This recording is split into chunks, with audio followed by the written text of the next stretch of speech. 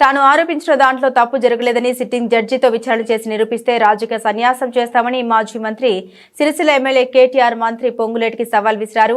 ఈ విషయంపై ఆయన మాట్లాడుతూ ఒక మంత్రి తప్పు జరిగిందని నిరూపిస్తే రాజీనామా చేస్తారని బిల్డప్ ఇచ్చారన్నారు. మంత్రికి నిజంగా చిత్తశుద్ధి ఉంటే రండి, మీరు నేను హైకోర్టు సీజే దగ్గరికి పోదాం, వెంటనే సిట్టింగ్ జడ్జితోని ఎంక్వైరీ చేద్దామని కేటీఆర్ కోరారు.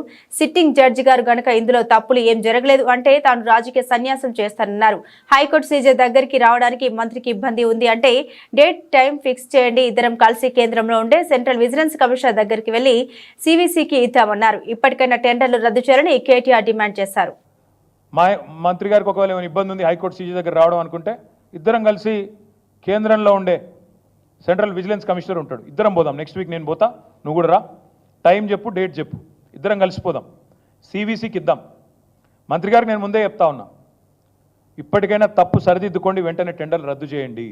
జరిగింది తప్పు, ముఖ్యమంత్రి కూడా నేను చెప్తా ఉన్నా, జరిగింది తప్పు 100%. ఇది ముమ్మాటికి నీకు తెలుసు, ఇరికిపోయినావు అని తెలుసు.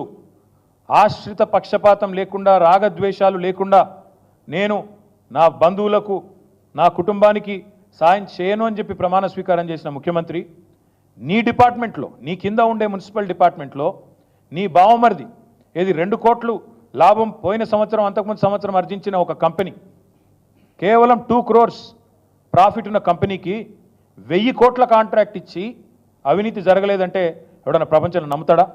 వస్తావా మరి? సివిసి దగ్గరకు వస్తావా? హైకోర్టు సీజే దగ్గరకు వస్తావా? నేను వస్తా, డేట్ చెప్పు, టైం చెప్పు, నువ్వే అపాయింట్మెంట్ తీసుకో. మంత్రి గారికి అంత చిత్తశుద్ధి ఉంటే రా, నేను వస్తా, వాళ్ళ విచారణ మొత్తం ఫైల్స్ పెట్టండి. ఇప్పటికైనా ప్రభుత్వాన్ని నేను డిమాండ్ చేస్తున్నా, సిగ్గు తెచ్చుకోండి, ఇంత బరి తెగింపు మంచిది కాదు.